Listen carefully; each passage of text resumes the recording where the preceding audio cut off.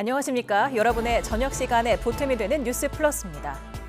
김건희 여사의 명품 가방 수수에 이어 도이치모터스 주가 조작 연루 의혹에 대해서도 검찰이 수사 4년 반 만에 무혐의로 사건을 종결했습니다. 이에 대해 한동훈 국민의힘 대표는 국민이 납득할 정도인지 지켜봐야 한다며 당내 친윤계와 온도차를 보였고, 민주당은 특검의 기폭제가 될 거라고 공세를 폈습니다. 잠시 뒤 이슈 플러스에서 짚어봅니다. 먼저 오늘의 주요 뉴스부터 정리해드립니다. 검찰이 김건희 여사가 도이치모터스 주가 조작을 공모하거나 방조한 혐의가 없다고 보고 불기소 처분했습니다. 김 여사가 돈을 투자했지만 주가 조작 사실은 몰랐다는 게 검찰 판단입니다. 국민의힘 한동훈 대표는 국민이 납득할지 지켜봐야 한다면서도 김 여사의 활동 중단과 대통령실 인적 쇄실을 요구하고 나섰습니다. 민주당은 주가 조작 의혹으로 무혐의 처분을 받자 명태균 씨 관련 의혹 등 13개 의혹이 담긴 김 여사 특검 법안을 재발의했습니다. 북한이 우리나라를 적대 국가로 규정하는 내용으로 헌법을 개정했음을 시사했습니다.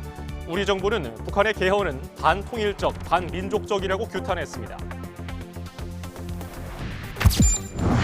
이태원 참사 부실 대응 혐의로 재판에 넘겨진 김광호 전 서울경찰청장이 1심에서 무죄를 선고받았습니다. 재판부는 김 전 청장이 참사를 미리 예견하기는 어려웠을 것으로 판단했습니다. 이시바 시게로 일본 총리가 취임 이후 처음으로 태평양 전쟁 A급 전범이 합사된 도쿄 야스쿠니 신사에 공물을 복납했습니다. 우리 정부는 깊은 실망과 유감을 표명했습니다.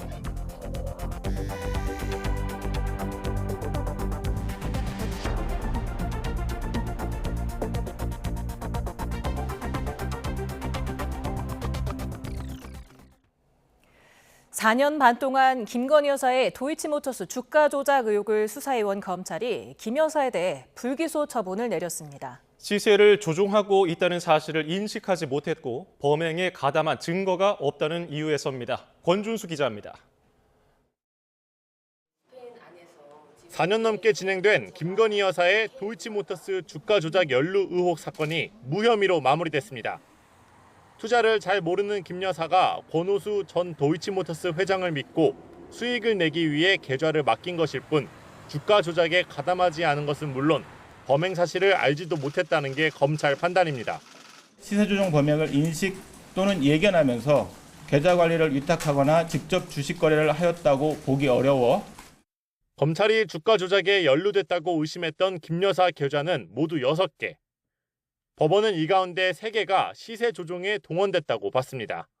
검찰은 이 3개 계좌에서 이뤄진 거래 가운데 일부가 권 전 회장의 연락을 받고 이뤄진 걸로 의심했지만 연락 내용이나 김 여사의 인식 등을 확인할 증거가 없다고 밝혔습니다. 또 권 전 회장이 주가 조작 사실을 숨기고 단순히 매도를 권유했을 가능성도 큰 만큼 김 여사가 범죄를 인식하고 있었다고 보기도 어렵다고 설명했습니다. 항소심에서 방조 혐의 유죄를 선고받은 또 다른 전주 손모 씨와 김 여사는 상황이 다르다고도 강조했습니다.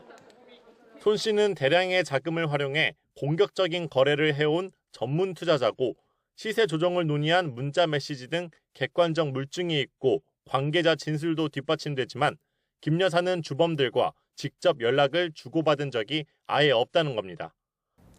이번 처분을 두고 검찰은 이른바 레드팀 회의까지 열어 증거와 법리에 따라 엄정히 검토한 결과라고 밝혔습니다.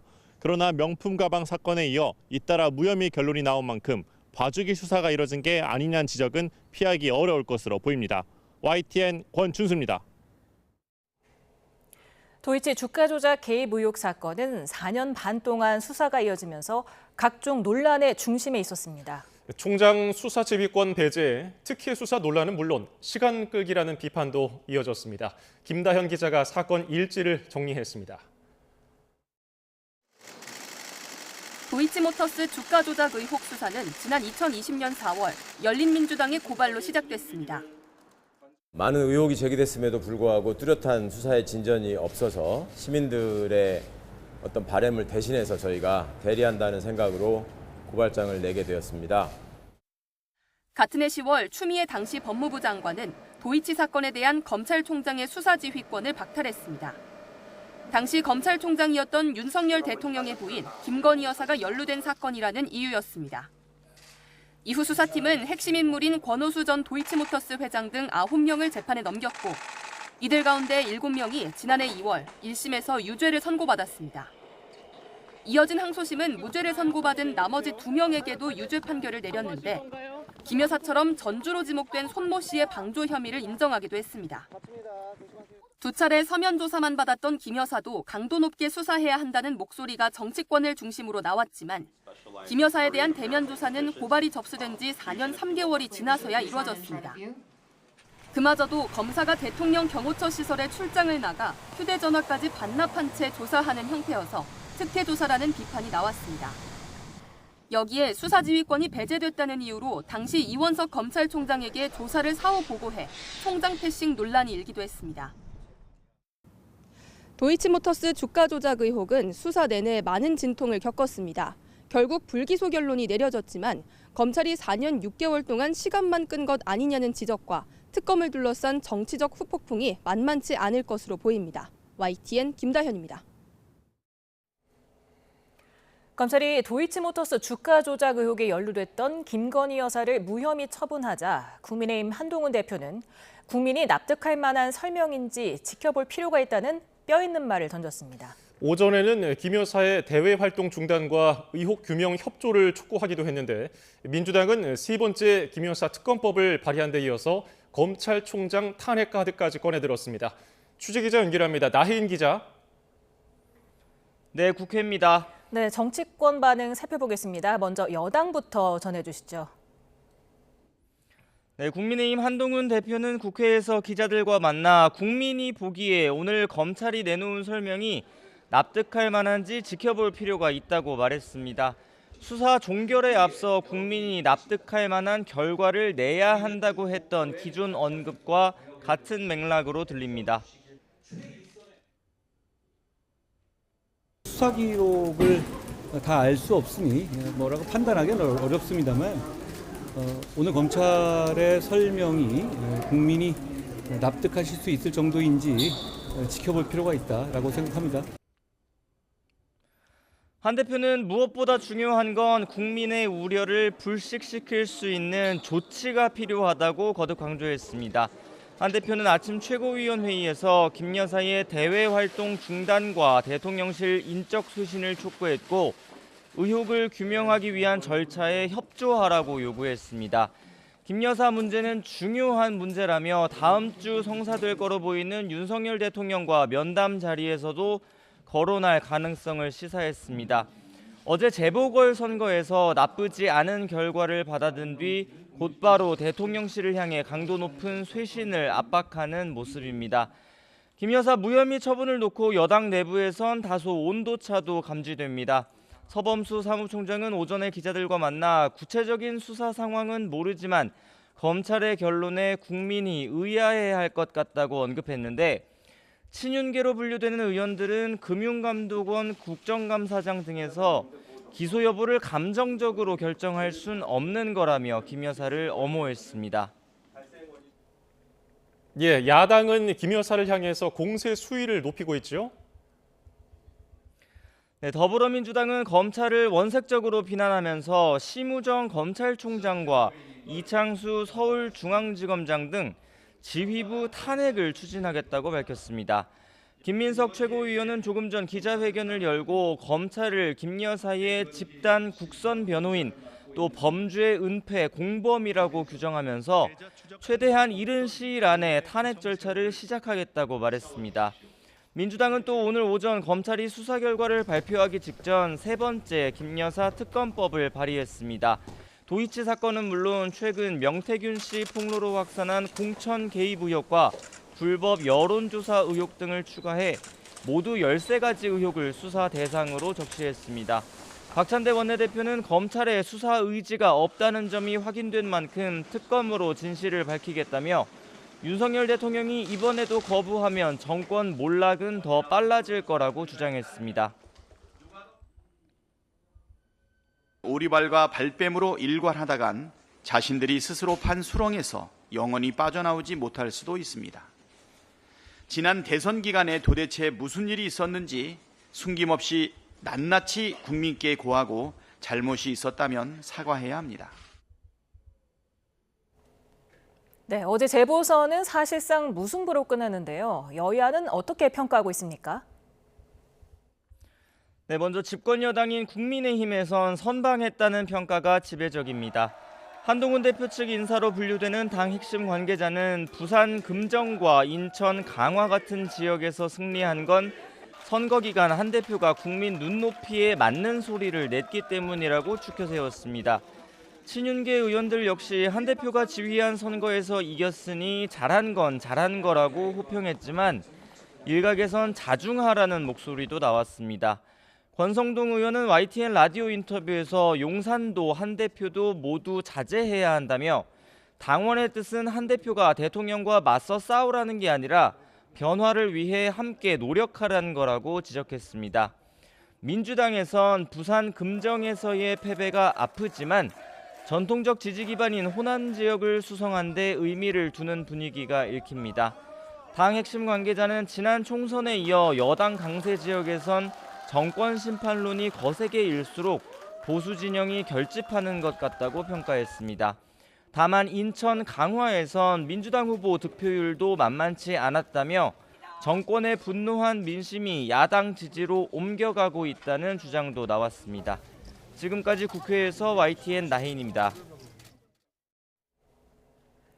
윤석열 대통령은 재보궐선거 다음 날인 오늘 의료개혁 등 4대 개혁을 완수하겠다는 의지를 거듭 피력했습니다. 국민의힘 한동훈 대표의 발언이나 도이치모터스 의혹 관련 김건희 여사 불기소 등 민감한 현안에는 입장을 내지 않았습니다. 신윤정 기자입니다. 윤석열 대통령이 재보궐선거 다음 날 강원도 강릉을 찾았습니다. 출범 35주년을 맞은 국민운동단체 바르게 살기 운동 전국 회원대회에 현직 대통령으로는 처음 2년 연속 참석한 겁니다. 윤 대통령은 축사에서 의료개혁을 포함해 연금, 노동, 교육의 4대 개혁은 국가의 지속 가능한 발전을 위한 절체절명의 과제라며 멈추지 않겠다고 밝혔습니다. 많은 어려움이 있을 것이고 저항이 있을 것입니다.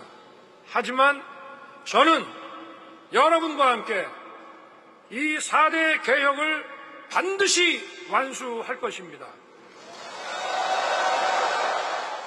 윤 대통령은 바르게 살기 운동의 3대 정신인 진실과 질서, 화합이 어느 때보다 중요하다며 힘을 보태달라고 당부했습니다. 대통령실은 재보궐선거 결과와 관련한 입장 알림에도 4대 개혁과 저출생 극복을 흔들림 없이 추진하겠다는 입장을 앞세웠습니다. 그러면서 선거 민의를 통해 파악되는 부족한 부분에 대해 국민의 뜻을 받아들여 바꿔나가겠다며 더 노력하겠다고 밝혔습니다. 다만 한동훈 국민의힘 대표가 김건희 여사의 대외 활동 중단과 대통령실 인적 쇄신 등을 촉구한 데 대해서는 입장을 내지 않았습니다. 다음 주 초로 예정된 윤 대통령과 한 대표 면담의 정확한 시기와 형식 등을 본격 조율하는 과정에서 이견이 노출되는 것을 막으려는 의도로 풀이됩니다. 대통령실은 도이치모터스 주가 조작 연루 의혹과 관련한 검찰의 김건희 여사 불기소 결정과 명태균 씨 관련 의혹 등에도 대응하지 않았습니다. 대통령실은 그동안 김 여사 관련 각종 의혹에서 법적으로 문제될 만한 일이 드러난 건 없다며 대응할 필요가 없다는 기류였습니다. 윤 대통령과 한 대표의 면담이 대통령실이 바꿔 나가겠다고 언급한 변화의 기점이 될 전망입니다. YTN 신윤정입니다. 북한이 그동안 공개하지 않았던 김정은의 적대적 두 국가 선언과 관련한 헌법 개정이 일부 진행됐음을 시사했습니다. 대한민국을 적대 국가로 규정한 내용을 헌법에 담은 건데요. 남북 연결도로를 폭파했다는 소식과 함께 북한 주민에게 이를 공개했습니다. 보도에 이종원 기자입니다. 조선중앙통신과 노동신문 등 북한 매체는 경의선과 동해선 폭파 소식을 사진 석 장과 함께 보도했습니다. 우리 군에 포착된 도로뿐 아니라 철도까지 동해선과 경의선 각 60m씩을 폭파 방법으로 완전히 폐쇄했다고 전했습니다. 자신들의 주권 행사 영역과 대한민국의 영토를 철저히 분리하기 위한 단계적 실행의 일환이라고 했는데 특히 대한민국을 철저한 적대 국가로 규제한 헌법의 요구라고 주장했습니다. 적대적 두 국가론을 제도화한 개헌이 이뤄졌음을 시사했는데 김 위원장이 지시했던 통일표현 삭제나 영토조항 신설 등에 대한 언급은 없었습니다. 침묵하던 개헌에 대해 남북 연결도로 폭파 소식을 전하면서 이를 공개한 건 북한 내부적인 요인이 더 크다는 분석이 나옵니다. 무인기 이거랑 활용을 해서 아주 본격적으로 한국을 적대시해서 북한 주민들에게 그런 의식을 심어주는 그 길로 가고 있다. 일종의 빌드업을 하고 있는 그런 모습들은 확인된다고 볼 수 있는 거죠. 실제 북한은 남북 연결 육로 폐쇄가 적대 세력들의 정치 군사적 도발 때문이라며 거듭 우리 측에 책임을 떠넘겼습니다. 그러면서 예고했던 대로 단절된 도로 위로 남북 국경을 요새화하기 위한 조치들에 속도를 내겠다고 했습니다. 폭파한 지역의 도로 토사물들을 제거하는 작업들을 하고 있고 또 일부에서는 다지고 있고 추가 작업하는 정황들이 식별되고 있습니다. 군은 북한이 공개한 폭파 사진 일부가 우리 군이 촬영해 공개한 영상을 무단으로 사용했을 가능성이 있어 분석에 들어갔습니다. 통일부는 북한의 개헌은 반통일적, 반민족적 행위라고 규탄하고 영토 규정 신설 여부 등에 대해선 예단하지 않고 지켜보겠다고 밝혔습니다. YTN 이종원입니다. 북한이 핵탄두를 80기에서 200기 더 만들어 지금보다 2배 넘게 늘릴 수 있다는 분석이 나왔습니다. 영국 싱크탱크 왕립합동군사연구소는 북한이 미국을 겨냥해 미국의 미사일 방어가 확대되는 2026년까지 전략수소폭탄을 최소 25개, 최대 35개 만들 것으로 추정했습니다. 이어 한국과 일본 등 핵이 없는 적국을 겨냥해 단거리 미사일용 핵탄두를 51개에서 165개 생산, 모두 80개에서 200개의 핵무기 보유를 목표로 할 것으로 내다봤습니다.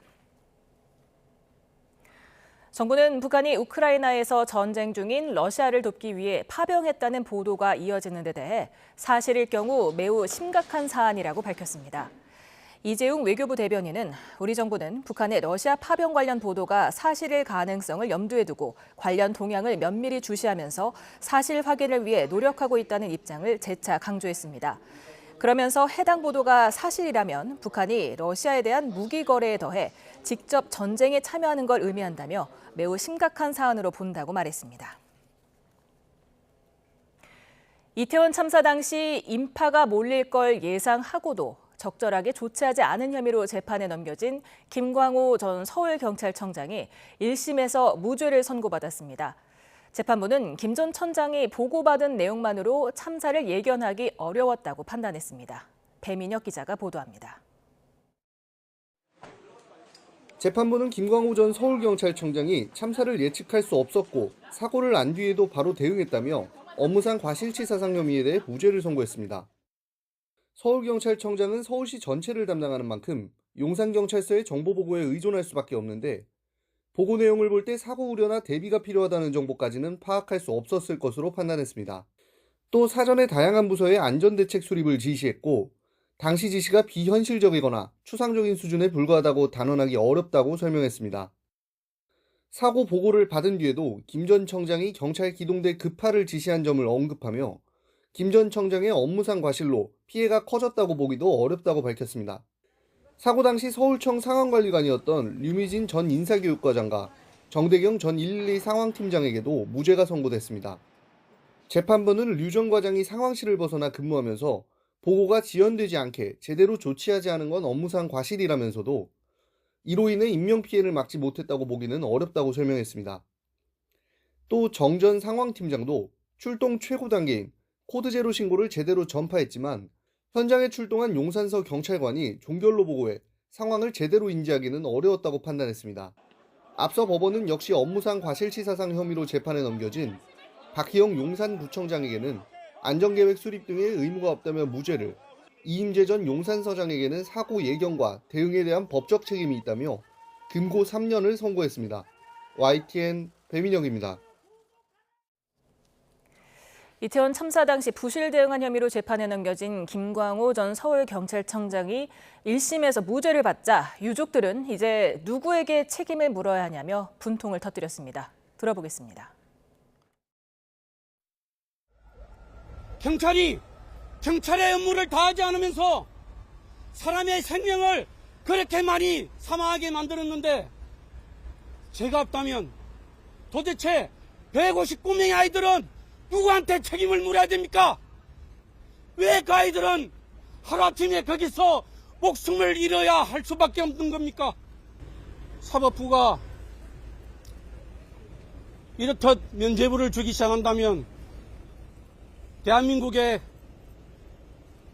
공권력은 국민을 위해서 대체 무엇을 할 수 있단 말입니까? 김건희 여사의 도이치모터스 주가 조작 연루 의혹을 수사해온 검찰이 수사를 시작한 지 4년 6개월 만에 무혐의로 결론 내렸습니다. 그런가 하면은 이태원 참사 당시 부실한 대응으로 피해를 키운 혐의로 기소됐던 김광호 전 서울경찰청장에 대해서 법원이 무죄를 선고했습니다. 관련 내용을 이은희 변호사와 짚어봅니다. 어서 오세요. 안녕하세요. 네, 먼저 본격적인 이야기를 시작하기 전에 검찰의 브리핑 내용 먼저 들어보고 다시 오겠습니다. 지금까지 수사를 통해 확인된 증거 관계 및 관련 법리를 종합할 때 피의자가 주범들과 시세 조정을 공모하였다거나 그들의 시세 조정 범행을 인식 또는 예견하면서 계좌 관리를 위탁하거나 직접 주식 거래를 하였다고 보기 어려워 금일 피의자에 대해 혐의 없음 결정을 하였습니다. 네, 김건희 여사의 명품 가방 수수 사건에 이어서 지금 도이치모터스 주가 조작 연루 의혹에 대해서도 검찰이 수사 4년 반 만에 무혐의로 사건을 종결했는데요. 그 근거가 뭡니까?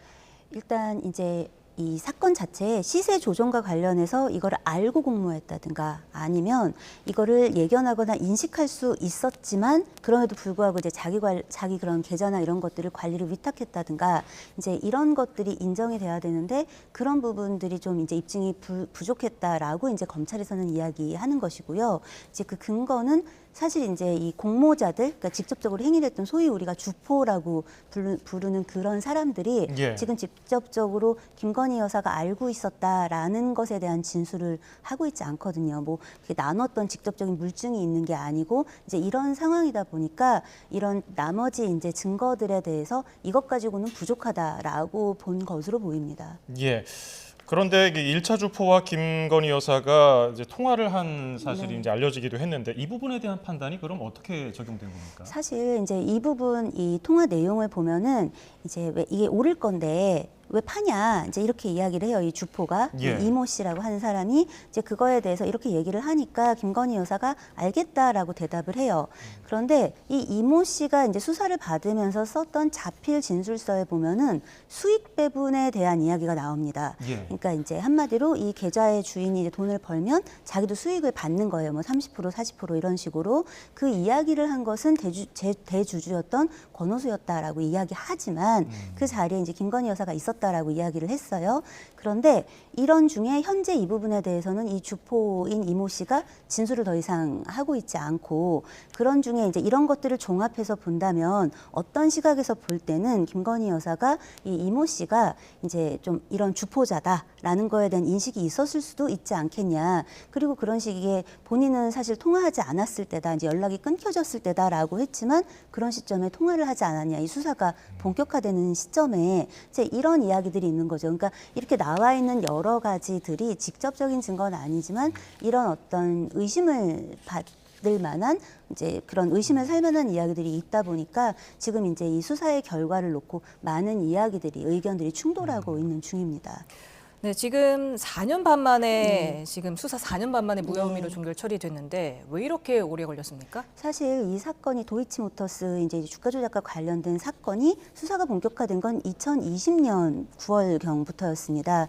그런데 이제 김건희 여사에게 검찰에서 이제 그런 문답 요청이나 이런 것들을 했던 건 좀 훨씬 이후가 되었고요.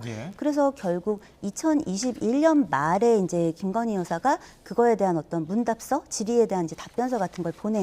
근데 문제는 이게 마치 이제 수사에 응한 것처럼 보이지만 그게 아니라 검찰의 질문에 답을 한 게 아니라 그냥 본인의 의견을 정리한 이제 그런 서면을 보내게 됩니다. 그러니까 2022년 1월에 검찰에서 소환을 통보해요. 그런데 불응합니다. 그런데 2달 후에 이제 윤석열 대통령이 당선이 되고요. 그로부터 이제 2년 반 가까이 이제 조사가 전혀 이루어지지 않은 겁니다.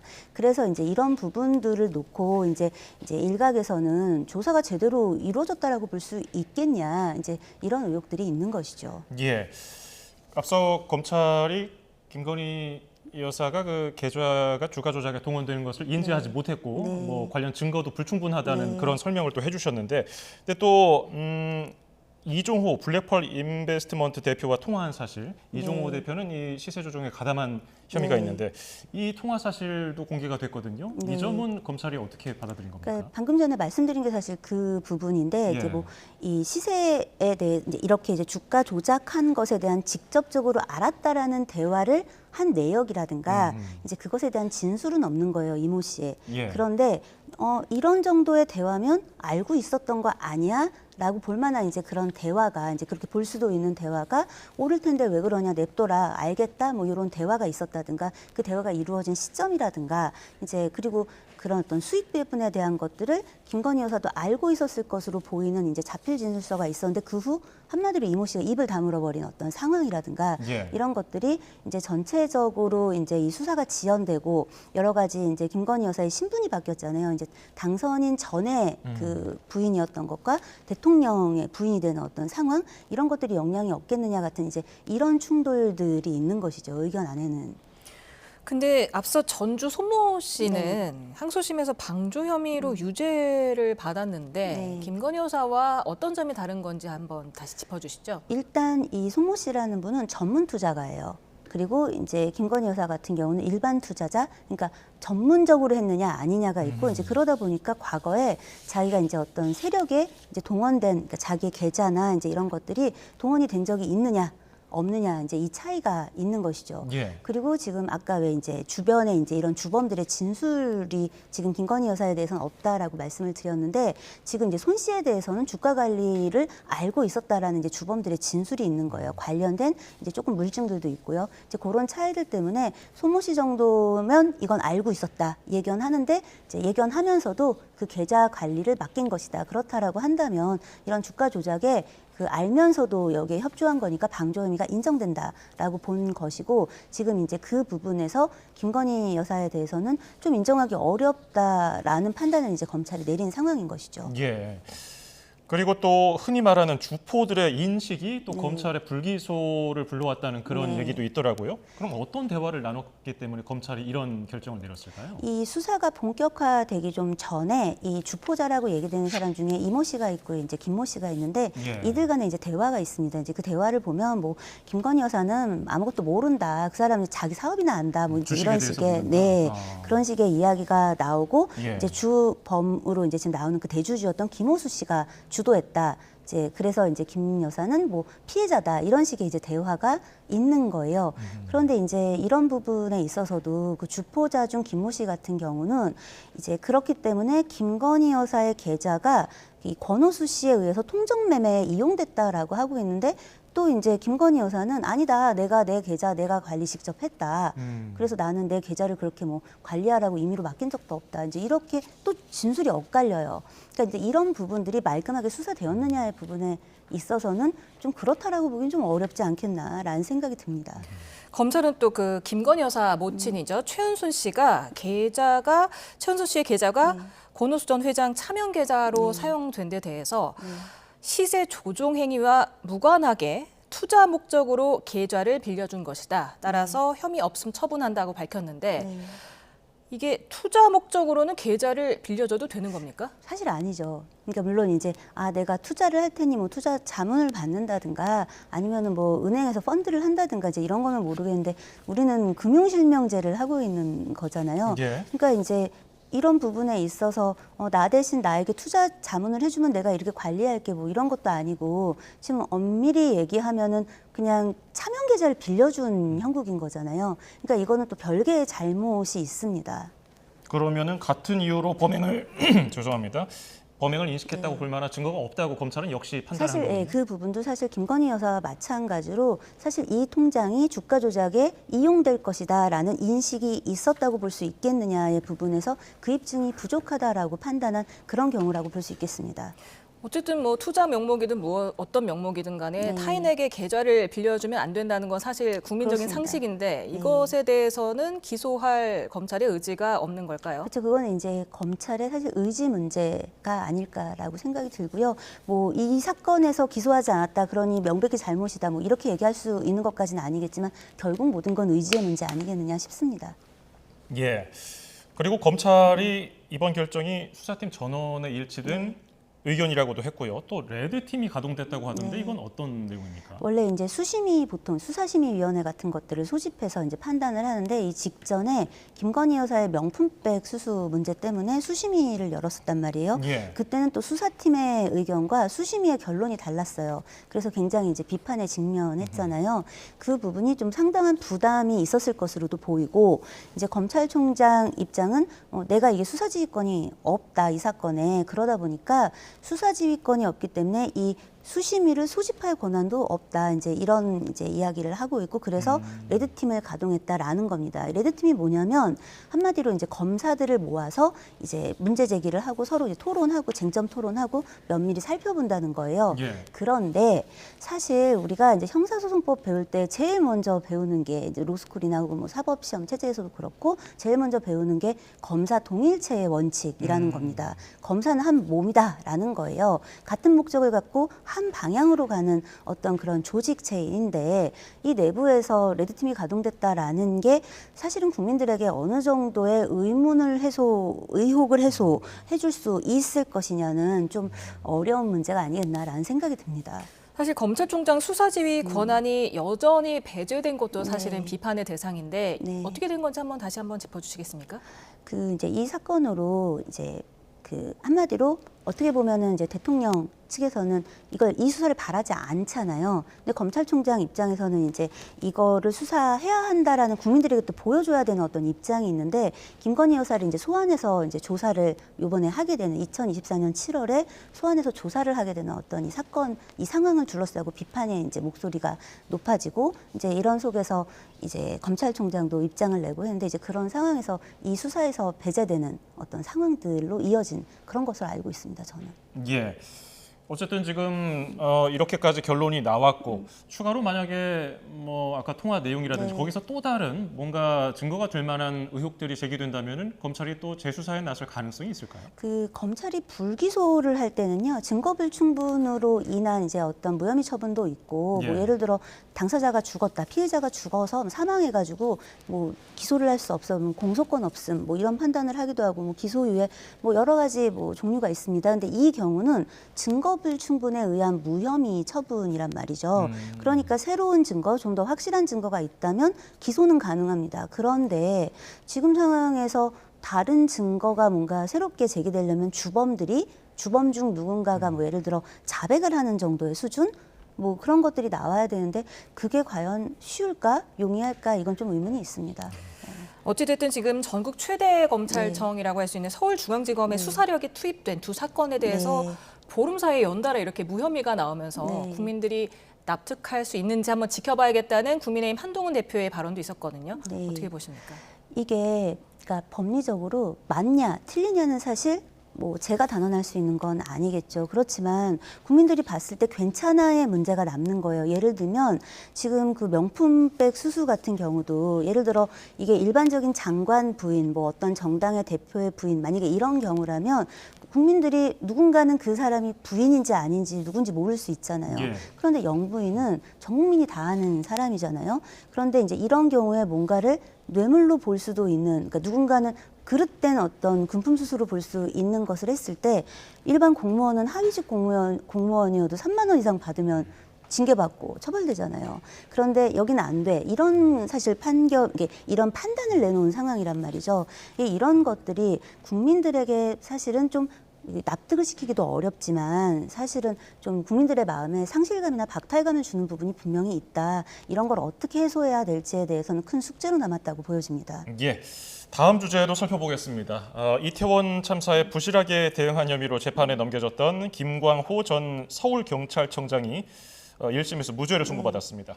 얼마 전에 이임재 전 서울 용산경찰서장은 역시 같은 혐의로 유죄를 받았거든요. 뭐가 달랐던 겁니까? 한마디로 그 업무상 과실이 이제 이 일어난 어떤 참사와 관련해서 이 사람이 빚은 이 지금 이제 각각의 피고인이 빚은 업무상의 어떤 과실이 이거에 영향을 주었느냐.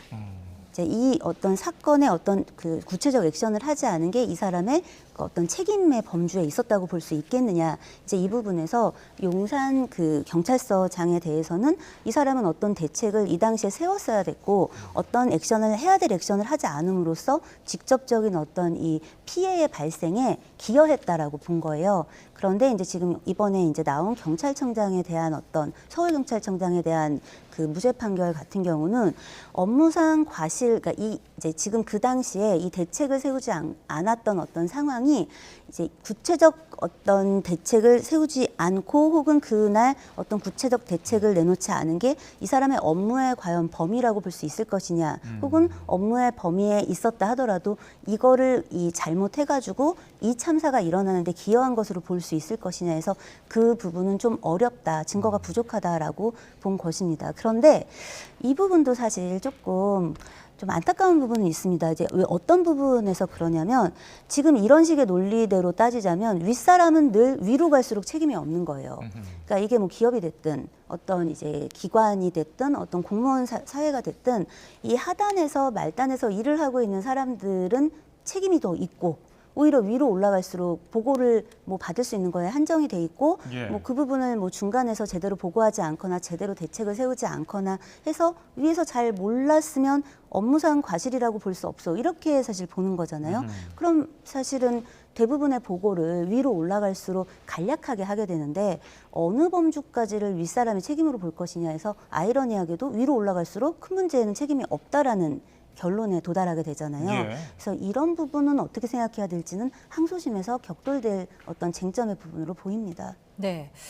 김광호 전 청장은 이태원 참사로 기소된 경찰 간부 중에는 최고위직이었지 않습니까? 지난 1월에 불구속 기소됐고 당시 이원석 검찰총장이 검찰 수심위를 소집을 해서 기소 권고가 나왔지 않습니까? 그러니까 당시 검찰 수사팀은 불기소를 하려다가 수심위 결과를 이제 받아들이고 그 기소를 한 건데 구형을 5년을 했어요. 사실 구형을 많이 했죠. 세게 했는데 어쨌든 자기들이 기소를 하지 않으려고 처음에 판단했다 하더라도 결론이 기소를 하는 걸로 이제 결론을 내렸고 만약에 기소를 했다라는 것은 어쨌든 책임이 있다라고 본 건데 업무상 과실로 이 정도의 어떤 그 손해 피해가 발생했다면 그러면 이 책임은 적어도 5년 정도의 실형을 구형할 정도의 문제는 있다라고 본 것이죠. 다만 그렇다고 해서 애초에 처음에 좀 불기소 의견을 가졌던 것과 달라질 건 아니지만 그때 불기소 의견을 가졌다고 해서 그렇다고 수심위가 권고해서 기소했는데 그거에 불만을 갖고 낮은 구형을 하는 건 더 이상한 것이라서 그 자체가 이상하다고 보여지진 않습니다. 오늘 재판부가 이 피고들의 업무상 과실이나 인과관계가 엄격히 증명됐다고 보기는 어렵다고 했지만은 또 덧붙인 말이 있어요. 안전사고 위험 자체는 어느 정도 예상할 수 있었을 것이고 소수 인력만 있었더라도 적어도 피해가 줄었을 가능성이 있었다고 보이는 부분이 있다. 좀 내용이 배치되는 것 같아요. 일반인 시선으로 볼 때는요. 그러니까 그냥 한마디로 이런 거예요. 사람이 많이 운집하니까 어떤 안전사고들, 이제 여러 가지 종류의 안전사고들이 있을 수 있겠죠. 그런 게 있을 수 있다라는 정도까지는 인식했겠지만 이렇게 이제 인파가 몰리면서 대규모로 이제 압사 상황이 생기는 그런 상황까지를 구체적으로 예견하기 어려웠다라는 이야기인 거거든요. 사실 이런 것들은 굉장히 좀 주관적인 판단이기도 하잖아요. 그렇기 때문에 사실은 1심에서 무죄가 나왔지만 2심에서도 똑같이 볼 것이냐는 조금 의문의 여지가 있습니다. 그래서 이제 유가족협의회 이정민 위원장이 한편의 코미디를 보는 것 같았다. 문제는 있어 보이는데 죄가 없다는 건 대체 무슨 말이냐 이렇게 말을 하면서 검찰에 항소를 요청을 했거든요. 검찰 항소할까요?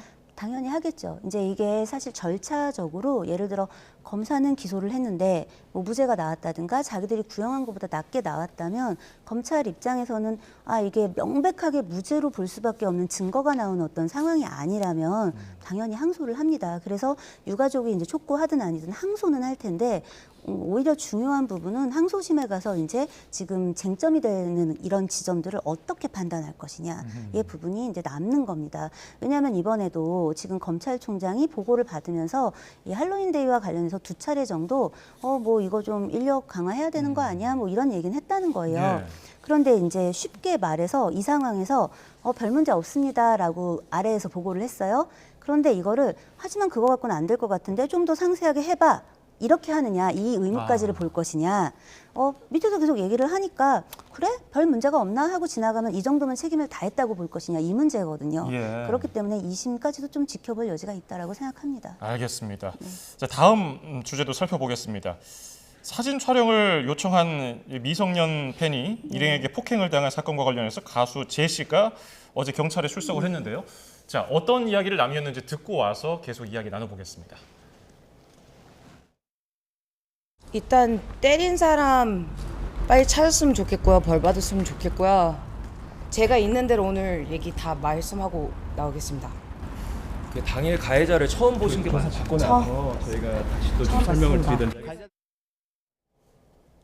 예, 제시가 이제 어젯밤에 피의자 신분으로 출석해서 조사를 받고 집에 돌아갔는데 이게 어떤 의미의 조사로 봐야 되는 건가요?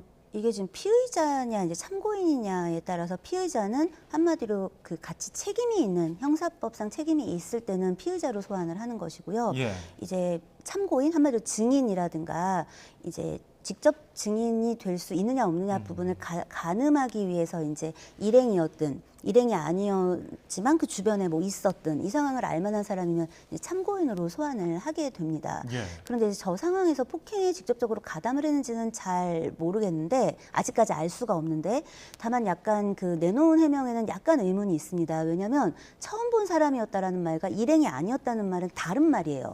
우리가 일행이지만 처음 만났지만 일행이 될 수도 있는 거잖아요. 예. 그래서 제시 씨의 일행이었던 제작자와는 그 가해자가 아는 사람이라고 얘기를 하거든요. 그럼 아는 사람인데 처음 본 사람이면 일행이 아닌 건가 좀 이건 좀 다른 문제라서 그런 것들이 아마 이제 수사 과정에서 살펴졌지 않았을까 싶습니다. 지금은 서울 강남경찰서에서 어젯밤 10시부터 네. 오늘 새벽 4시 30분까지 네. 거의 밤새워서 6시간 넘게 조사를 네. 했거든요. 어떤 부분에 수사가 집중됐을까요? 사실 이제 지금 말씀드린 이 부분, 그러니까 왜냐하면 지금 제시 씨 입장에서는 그 나는 모르는 일이다. 나는 정말 나한테 어떤 사인을 요청하고 뭐 이래서 내가 그에 응하지 않았지만 갑자기 폭력 사태가 이어졌고 이 폭력과 나는 무관하다를 얘기하고 있는 거고 피해자 측은 그게 아니라고 얘기하고 있는 거거든요. 이제 한편 그것과 별개로 나 과거에 유사한 상황의 피해를 이제 제시의 일행으로부터 받았는데 그때 제시 씨도 이 폭행에 가담했었다 같은 식의 이제 폭로가 지금 나온 상황이에요. 예. 그러니까 상황은 또 되게 유사한 상황이고 이제 그러다 보니까 예를 들어서 그 가해자가 누구인가 이제 그날 이제 이번 사건의 가해자가 누구인가 이 제시 씨 입장에서는 가해자를 일행으로 볼 수 있는 상황인 것인가 그 폭행의 상황에 어떤 기여가 있는가 이제 그것과 별개로 이제 피해자 측의 주장에 따르면 이 폭행이 있고 나서 이 가해자와 제시 씨 일행이 같은 방향으로 이동해서 이제 사라진 거예요. 피해자 기준으로 봤을 때는. 예. 그러면 이 상황이 무엇인가? 그러니까 도피시킨 건가? 혹은 뭐 이제 이 상황을 같이 벗어나는데 기여하거나 이런 부분이 있는 건가? 이제 이런 것들까지가 면밀히 따져졌어야 됐던 것으로 보이고 그래서 이제 좀 수사가 길게 이어진 게 아닌가라는 생각이 듭니다. 예. 이런 가운데 그 다가온 팬에게 폭행을 가한 그 가해자가 지금 미국에서 활동하는 한인 갱단의 일원이라는 의혹이 어떤 뭐 사진, 문신 뭐 이런 것들로 의혹이 제기되고 있는데 아직 확인된 게 있습니까? 그렇죠. 지금 의혹이 제기된 거지 사실 확인된 건 아니어서 예. 이 자리에서 제가 뭐 그런 사람이라고 합니다. 뭐 이렇게 얘기할 수 있는 문제는 아닌 것 같습니다. 좀 지켜봐야 되는 문제로 보입니다. 예. 그 일행과 아는 사람이라고 하는데도 왜 특정이 빨리 안 되는 겁니까? 그 부분이 저도 좀 의문이긴 한데 다만 경찰에서는 제시 씨만이 아니라 지금 그 가해자하고 알고 있었다는 제시 씨의 일행인 그 제작자 그 분도 참고인으로 불렀다고 하니 예. 그 수사 결과 발표를 좀 들어봐야 알 수 있지 않을까라는 생각이 듭니다. 알겠습니다. 이슈플러스 오늘 도움 말씀에 이은희 변호사였습니다. 말씀 고맙습니다. 감사합니다.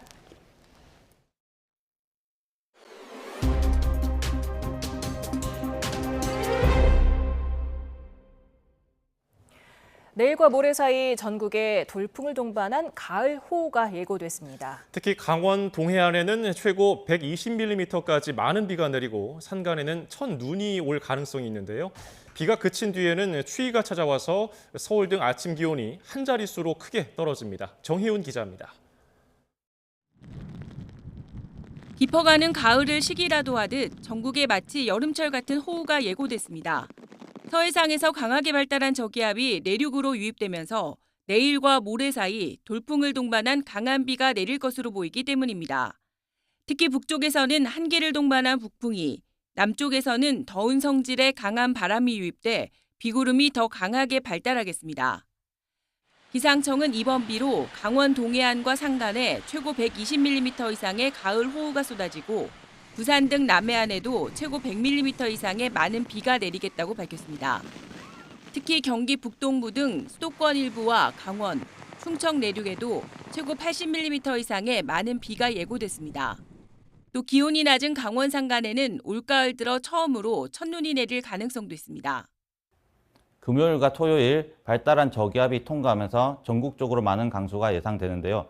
특히 하층 제트가 유입되는 남해안과 동풍이 지속적으로 유입되는 강원 동해안을 중심으로 최대 120mm 이상의 많은 비가 오는 곳도 있겠습니다. 따라서 가을 호우가 예보된 곳에서는 배수로 주변에 쌓인 낙엽을 미리 치워야 침수 피해를 방지할 수 있습니다. 또 해안가와 산지에서는 초속 20m 이상, 내륙에서도 초속 15m 이상의 돌풍이 불 수 있어 입간판 등 시설물 피해에 유의해야 합니다.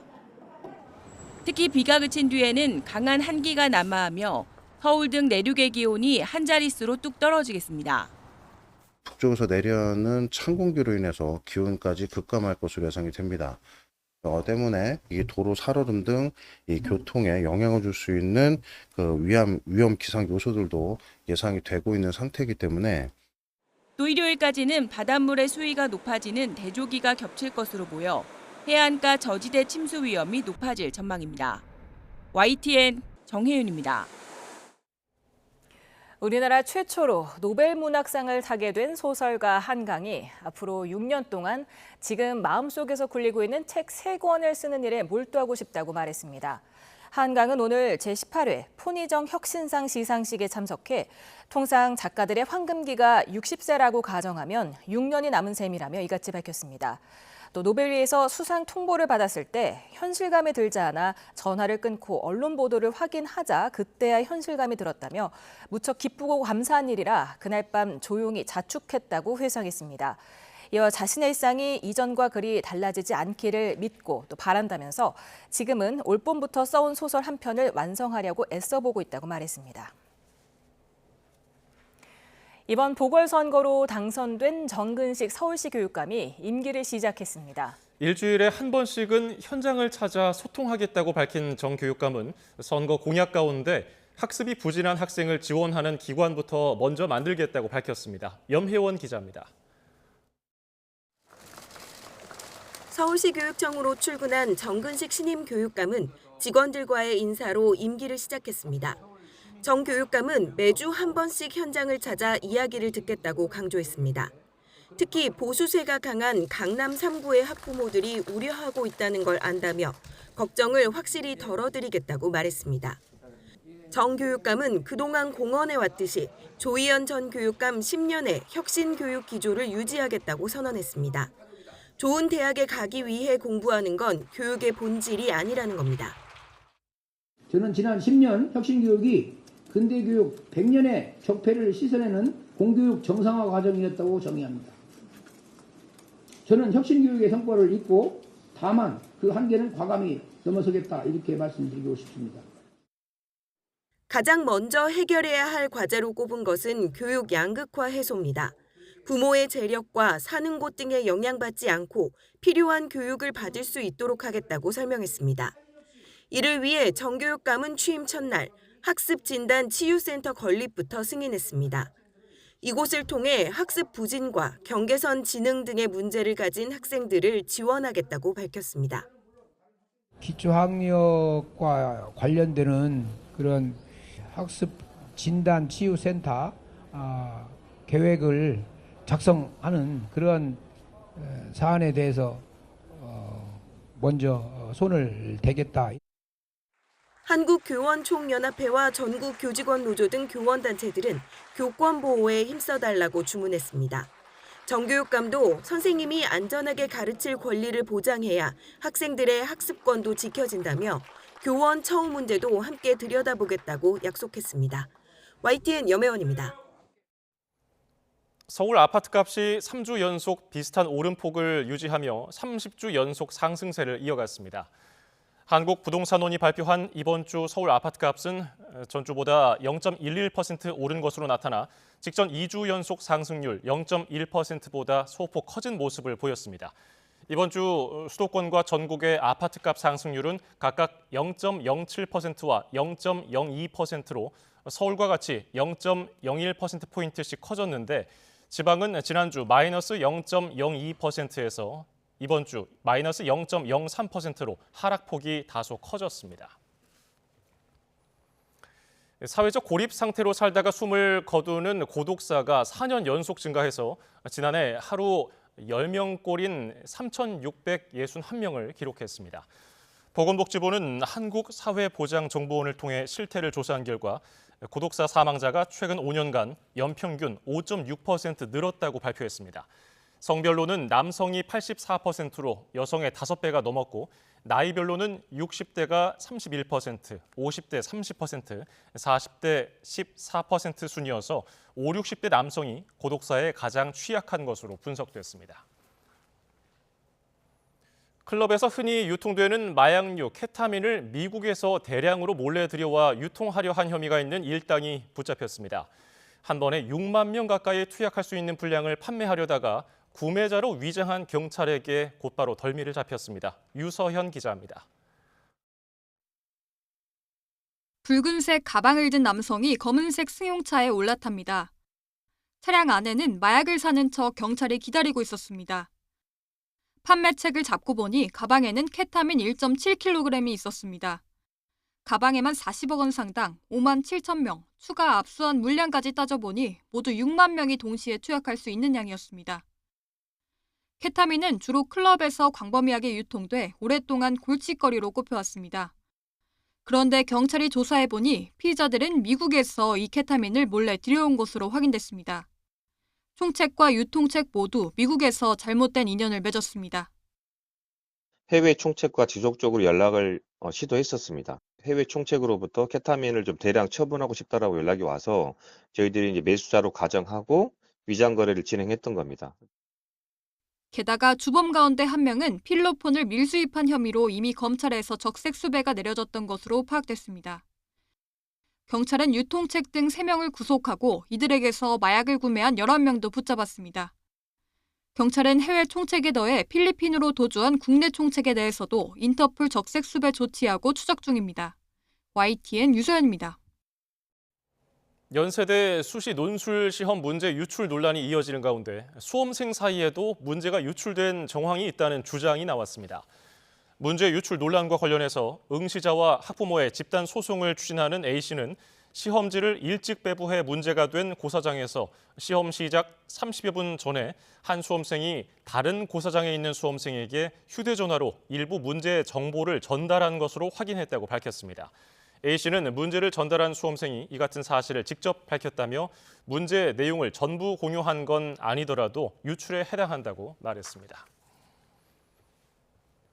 신사 참배를 하지 않는 정치인이었던 이시바 시게루 일본 총리가 취임 후 처음으로 야스쿠니 신사에 공물을 바쳤습니다.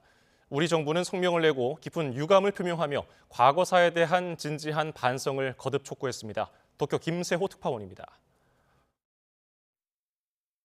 야스쿠니 신사에 바쳐진 공물에 내각 총리 대신 이시바 시게루라는 글씨가 또렷합니다.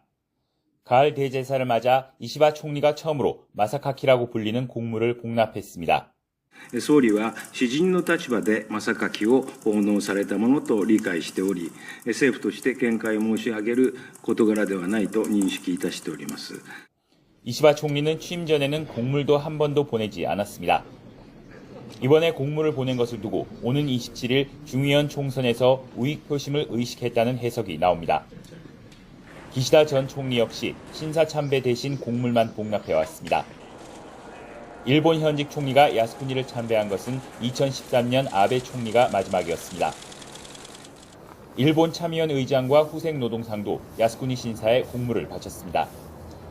다 함께 야스쿠니 신사를 참배하는 국회의원 모임은 선거 기간이어서 참배를 미뤘고 대신 사토 마사이사 참의원 의원이 대표로 참배했습니다.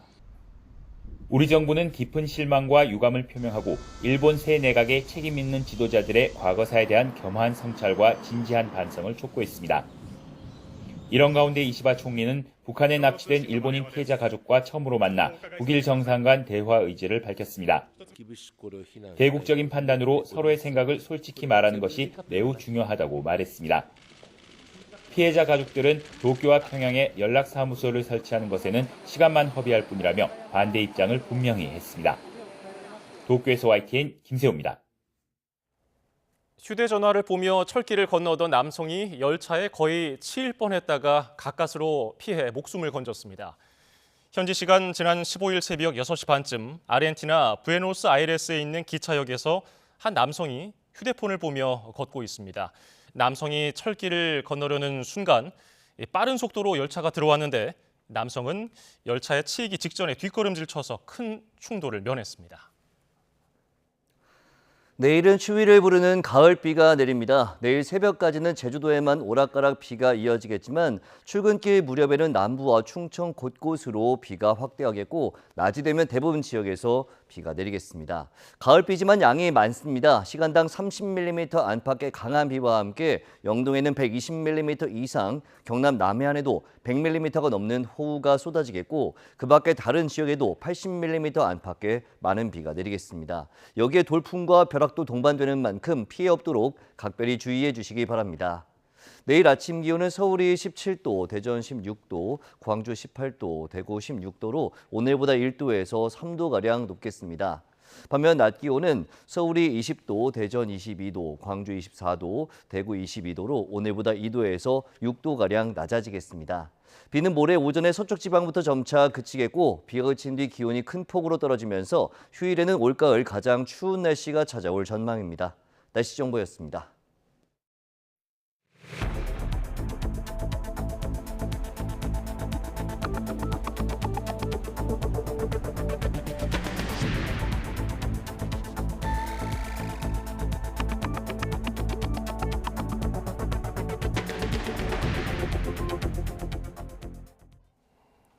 사 년 반 동안 김건희 여사의 도이치모터스 주가 조작 의혹을 수사해온 검찰이 김 여사에 대해 불기소 처분을 내렸습니다. 시세를 조종하고 있다는 사실을 인식하지 못했고 범행에 가담한 증거가 없다는 이유입니다. 권준수 기자입니다.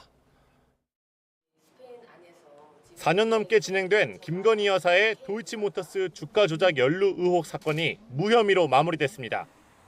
투자를 잘 모르는 김 여사가 권오수 전 도이치모터스 회장을 믿고 수익을 내기 위해 계좌를 맡긴 것일 뿐 주가 조작에 가담하지 않은 것은 물론 범행 사실을 알지도 못했다는 게 검찰 판단입니다.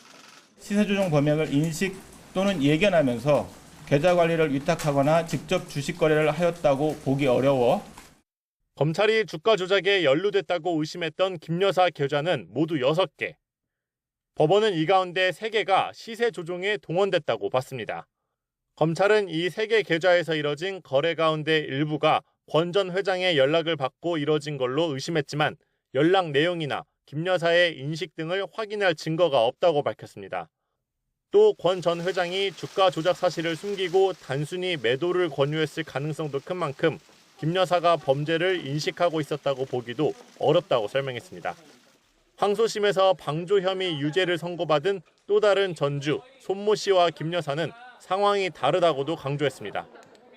손 씨는 대량의 자금을 활용해 공격적인 거래를 해온 전문 투자자고 시세 조정을 논의한 문자 메시지 등 객관적 물증이 있고 관계자 진술도 뒷받침되지만 김 여사는 주범들과 직접 연락을 주고받은 적이 아예 없다는 겁니다. 이번 처분을 두고 검찰은 이른바 레드팀 회의까지 열어 증거와 법리에 따라 엄정히 검토한 결과라고 밝혔습니다. 그러나 명품 가방 사건에 이어 잇따라 무혐의 결론이 나온 만큼 봐주기 수사가 이뤄진 게 아니냐는 지적은 피하기 어려울 것으로 보입니다. YTN 권준수입니다. 김건희 여사의 주가 조작 의혹 불기소 처분이 나온 오늘 민주당은 즉각 김 여사 특검법을 재발의했습니다. 최근 불거진 여론조사 조작 등 명태균 씨 관련 의혹을 추가한 건데 주가 조작 수사를 총괄한 검찰 수장들을 탄핵하겠다고도 날을 세웠습니다. 정인용 기자입니다. 민주당은 김건희 여사 의혹 진상규명을 위한 특검 법안을 지난 21대 국회까지 포함해 세 번째로 다시 발의했습니다. 검찰이 도이치모터스 주가 조작 의혹에 연루된 김 여사의 혐의가 없다고 판단하기 불과 20분 전이었습니다. 최근 명태균 씨 폭로로 촉발된 공천 개입 의혹과 불법 여론조사 의혹은 물론 주가 조작 의혹 등의 불기소 처분한 검찰도 수사 대상에 포함됐습니다. 봐주기 수사 의혹도 수사 대상에 포함시키는 것들을 저희가 정리를 하느라고 시간이 이렇게 됐습니다. 수많은 의혹들이 쏟아져 나오고 있고 민주당은 이제 국민 누구도 검찰이 공정하다고 믿지 않을 거라며 전방위적으로 공세 수위를 끌어올렸습니다. 특히 김 여사 범죄의 은폐 공범이라며 심우정 검찰총장과 이창수 서울중앙지검장 탄핵 카드까지 꺼내들었습니다. 직무유기 및 은폐 공범 전원을 탄핵하겠습니다. 헌정농단 검사들을 탄핵하고 특검 국조의 국민심판대에 세우겠습니다. 국감장도 김 여사 불기소 공방으로 뒤덮였습니다. 민주당은 검찰 치욕의 역사라고 맹비난했고 명품백 수수 무혐의에 이은 정말 치욕의 역사의 날이라고 생각을 하는데요. 주가 조작은 코리아 디스카운트를 초래하는 중대범죄 맞죠? 국민의힘은 문재인 정부 당시엔 같은 사건을 민주당 스스로 엄호했다고 맞받았습니다. 윤석열 대통령이 검찰총장 후보로 지명되었을 때 민주당의 법사위원들이 아무 문제 없다고 적극 옹호하고 비호했던 사건입니다. 검찰의 불기소 이유에 대한 해석도 크게 엇갈렸습니다. 불기소 결정문을 제목만 바꾸면 변호인 의견서라고 해도 전혀 어색함이 없습니다. 불기소 이유 결과를 보니까 명백하게 죄가 될 수 없는 사안인데 이걸 이렇게까지 처리가 늦어졌는지 저도 이해가 가지 않습니다. 민주당은 국정감사가 끝나는 대로 다음 달 본회의를 열어 김 여사 특검법을 처리하겠다는 입장입니다. 국감 내내 이어지고 있는 김 여사 정국이 쉽게 사그라들지 않을 거란 전망이 나옵니다. YTN 정인용입니다. 국민의힘 한동훈 대표가 11.6 재보궐선거 결과를 두고 변화와 쇄신을 언급한 데 이어 김건희 여사의 대외 활동 중단을 공개적으로 요구했습니다. 한 대표는 최고위원회의에서 김 여사가 대선 당시 약속한 대로 대외 활동을 중단할 뿐 아니라 의혹에 대해 솔직히 설명하고 필요한 절차가 있다면 적극적으로 협조해야 한다고 말했습니다. 또 대통령실의 인적 쇄신이 시급하다며 인적 쇄신은 꼭 잘못에 대응하기 위한 차원이라기보다는 좋은 정치, 민심을 위한 정치를 위해 과감히 해야 하는 거라고 지적했습니다. 어제 재보궐선거에서 여야가 각각 전통적 우세 지역의 기초단체장 자리를 나눠 가지면서 양측 모두 선방했다고 보는 분석이 지배적입니다. 여야 각각이 지닌 악재 속에도 여전히 보수 민심은 한동훈 대표, 호남 민심은 이재명 대표에게 손을 들어주었다는 평가도 나옵니다. 김다연 기자입니다. 기초단체장 4자리 가운데 부산 금정구와 인천 강화군에서 수성에 성공한 국민의힘은 일단 선전했다고 보고 있습니다. 당정 갈등 양상의 지지율 하락 그리고 야권 단일화라는 좋지 않은 상황 속에서도 막판 전력 투구 전략이 주요했다는데 자축하는 분위기도 엿보입니다. 부산 지역 의원은 YTN과 통화에서 당 지도부가 거리 유세 등으로 지역 주민과 접촉면을 넓힌 게 전통 지지층 결집을 불러일으켰다며 무엇보다 압도적 차이로 승리했다는 점에 방점을 찍었습니다. 인천 강화군에서 민주당의 예상보다 많은 표를 내준 건 아쉽지만 상대가 3번이나 도전장을 내민 노련한 후보였던 점을 고려하면 그래도 선방이었다는 평가입니다. 저희를 선택해 주신 주권자 국민들께 진심으로 감사드립니다. 여러 가지 일들이 참 마음에 들지 않지만 나라를 생각해서 소중한 기회를 주신 것을 잘 압니다. 민주당도 전통적으로 진보 진영이 강세인 호남 지역 군수 2자리를 내주지 않았다는 점에서 안도하고 있습니다. 이재명 대표가 재판 4개를 받는 데다 선거운동 막바지 김영배 의원의 혈세 낭비 막말 논란이 터졌고 조국혁신당이나 진보당이 약진하는 상황에서도 소기의 성과를 거뒀단 겁니다. 특히 야권 3파전이 치러졌던 전남 영광군 표심을 이재명 대표가 이끌 차기 정권을 향한 기대로 본다는 해석도 나왔습니다. 특히 인천 강화군은 안보 불안이 작용했음에도 8%포인트라는 생각보다 근소한 차이를 낸 점에 의의를 두기도 했습니다. 선거라고 하는 것은 결국 국민의 선택입니다. 우리 후보들 다 선전했고 또 전통적으로 또 여당 강세 지역은 여당 강세가 그대로 나타났는데 우리 한동훈 대표님께도 승리에 대해서 축하드립니다. 여야 모두 사실상 무승부에도 웃을 수 있는 건 각 진영 내 지지층 민심이 돌아서지 않았다는 데 주안점을 두고 있기 때문입니다. 그만큼 양당의 악재가 적잖았다는 얘기인데 한동훈 대표에게는 당정 갈등 해결이, 이재명 대표에게는 사법 리스크 극복이 여전한 과제로 남아 있습니다. YTN 김다연입니다. 이태원 참사 당시 인파가 몰릴 걸 예상하고도 적절하게 조치하지 않은 혐의로 재판에 넘겨진 김광호 전 서울경찰청장이 1심에서 무죄를 선고받았습니다. 재판부는 김 전 청장이 보고받은 내용만으로 참사를 예견하기 어려웠다고 판단했습니다. 배민혁 기자가 보도합니다. 재판부는 김광호 전 서울경찰청장이 참사를 예측할 수 없었고 사고를 안 뒤에도 바로 대응했다며 업무상 과실치사상 혐의에 대해 무죄를 선고했습니다. 서울경찰청장은 서울시 전체를 담당하는 만큼 용산경찰서의 정보보고에 의존할 수밖에 없는데 보고 내용을 볼 때 사고 우려나 대비가 필요하다는 정보까지는 파악할 수 없었을 것으로 판단했습니다. 또 사전에 다양한 부서의 안전대책 수립을 지시했고 당시 지시가 비현실적이거나 추상적인 수준에 불과하다고 단언하기 어렵다고 설명했습니다. 사고 보고를 받은 뒤에도 김 전 청장이 경찰 기동대 급파를 지시한 점을 언급하며 김 전 청장의 업무상 과실로 피해가 커졌다고 보기도 어렵다고 밝혔습니다. 사고 당시 서울청 상황관리관이었던 류미진 전 인사교육과장과 정대경 전 112 상황팀장에게도 무죄가 선고됐습니다. 재판부는 류 전 과장이 상황실을 벗어나 근무하면서 보고가 지연되지 않게 제대로 조치하지 않은 건 업무상 과실이라면서도 이로 인해 인명피해를 막지 못했다고 보기는 어렵다고 설명했습니다. 또 정 전 상황팀장도 출동 최고 단계인 코드제로 신고를 제대로 전파했지만 현장에 출동한 용산서 경찰관이 종결로 보고해 상황을 제대로 인지하기는 어려웠다고 판단했습니다.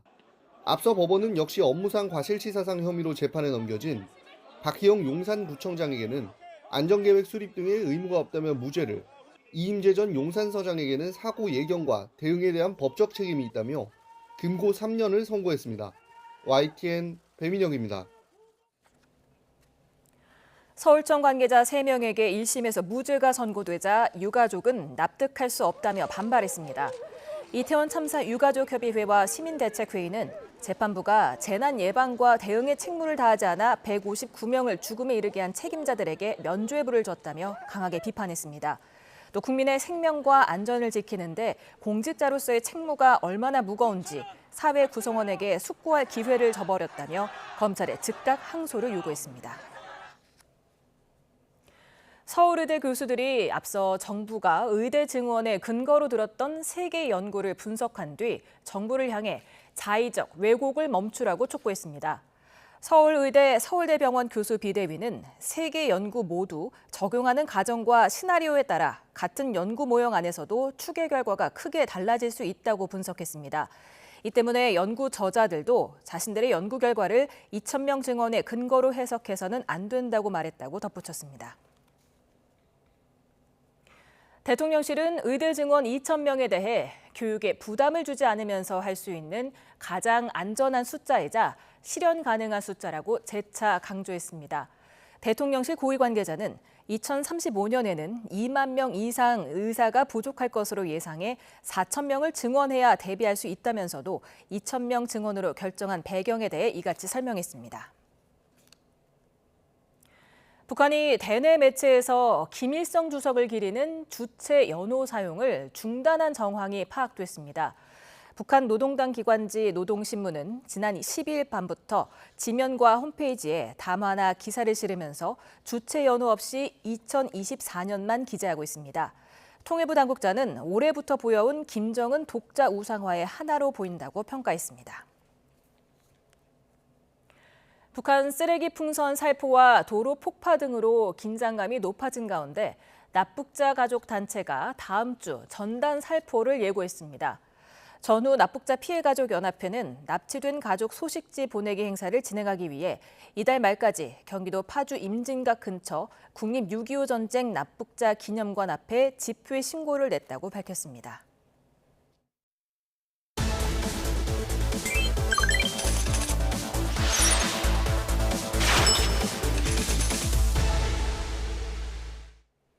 뉴스플러스 오늘의 경제 픽입니다.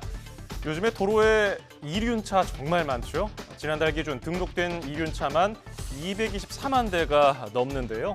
코로나19로 배달 수요가 확연하게 느렸던 2020년과 비교를 하면은 4만 대가량 줄었지만은 최근 들어서 다시 증가하는 추세입니다.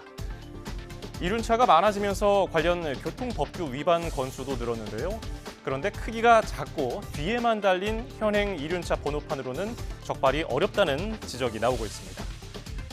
이륜차 번호판 개선에 대한 여론은 어떨까요? 설문조사 결과 응답자 96%가 이륜차 번호판 개선에 찬성하는 것으로 나타났습니다. 특히 응답자 94%는 이륜차 번호판을 손보면 불법 운행을 막는 데 도움이 될 거라고 답했습니다. 다른 나라 사례는 어떨까요? 미국이나 유럽 대다수는 오토바이 앞 번호판이 없는데요. 싱가포르와 말레이시아, 인도네시아 등 동남아에서는 전면 번호판을 도입하고 있습니다. 특히 싱가포르는 앞이나 그리고 옆에서 봐도 식별할 수 있도록 번호판을 부착하고 있습니다. 정부가 추진해온 오토바이 번호판 개선 작업의 윤곽이 드러났습니다. 전면 번호판은 일단 포기하고 대신 후면 번호판의 식별력을 키우는 것으로 가닥을 잡았습니다. 김기봉 기자가 단독 취재했습니다. 차 사이나 갓길을 이리저리 내달리고 신호를 무시한 채 보행자들을 위협하는 오토바이들. 자기네들은 지나갈 수 있어서 휙 지나가는데 우리는 엄청 놀래거든요. 신호도 안 지키고 다니는 그런 오토바이도 많고 특히 젊은 애들, 택배 기사들 보니 오토바이가 유발하는 교통 문제는 날로 늘고 있습니다. 국토부가 2018년 이후 4년간 실태를 조사한 결과 이륜차 등록 대수는 연평균 0.1%씩 줄었지만 교통사고 건수는 연평균 1.3%, 사상자 수 2.8%, 법규 위반 건수는 무려 9.2%씩 늘었습니다. 오토바이 불법 운행의 효과적인 단속과 예방을 위해 정부 차원의 오랜 검토가 일단락됐습니다. 가장 관심을 모았던 건 자동차 같은 단속을 위해 검토된 전면 번호판. 하지만 오토바이 전면 번호판 부착 방안은 시행이 어렵게 된 모습입니다. 안전성과 실효성 등 몇 가지 녹록치 않은 문제가 제기됐기 때문입니다. 전면에 번호판 거치대 부착이 쉽지 않은 데다 사고 시 번호판이 치명적인 흉기가 될 수 있다는 우려가 컸습니다. 무엇보다 번호판을 단다 해도 현재 교통단속 카메라로는 인식이 안 된다는 게 결정적인 문제입니다. 따라서 번호판이 아닌 상징적 의미의 전면 스티커 부착으로 대체하고 대신 후면 번호판의 식별력을 높이기로 했습니다. 몇 가지 후보를 놓고 검토한 결과 현재 115mm인 번호판 높이를 150으로 늘리고 전국 단위 번호 체계로 단순화하며 글자 크기를 굵고 크게 키우기로 했습니다. 문제는 후면 촬영이 가능한 후방 단속 카메라가 태부족하다는 것입니다. 네, 오토바이 사고가 많이 발생하는 골목길이나 건널목 이런 곳에 후면 단속 카메라를 집중적으로 빠른 시간 내에 설치해야 이 정책이 효과를 발휘할 수 있다고 생각됩니다. 국토부는 이달 안에 후면 번호판 개선 개정안을 입법 예고하고 내년 2월에 공포, 내후년 3월부터 시행한다는 계획인데 오토바이 교통 문화가 얼마나 개선될지는 지켜볼 일입니다. YTN 김기봉입니다. 팀원 위메프 피해자들이 서울중앙지방검찰청과 금융감독원에 경영진 구속수사와 명확한 피해 구제안을 요구하는 진정서를 제출했습니다. TMF 피해자 모임인 검은우산 비상대책위원회는 오늘 여의도 금감원 앞에서 집회를 열고 검찰은 이번 사건을 강력히 수사하고 금감원도 소비자 보호의 임무를 다해달라고 호소했습니다. 검찰에 제출된 진정서에는 지난 10일 구속영장이 기각된 구영배 큐텐 대표와 티몬과 위메프의 대표를 구속 수사해야 한다는 내용이 담겼습니다. 지난달 자동차 수출액이 9월 기준 역대 최대를 기록했습니다. 산업통상자원부는 지난달 자동차 수출액은 55억 달러로 지난해 9월보다 4.9% 증가했다고 밝혔습니다. 올해 들어서 지난달까지 누적 수출액은 529억 달러로 역시 같은 기간 기준 역대 최대입니다. 9월 수출 증가는 하이브리드 차 등 친환경차 수출 증가에 힘입었습니다.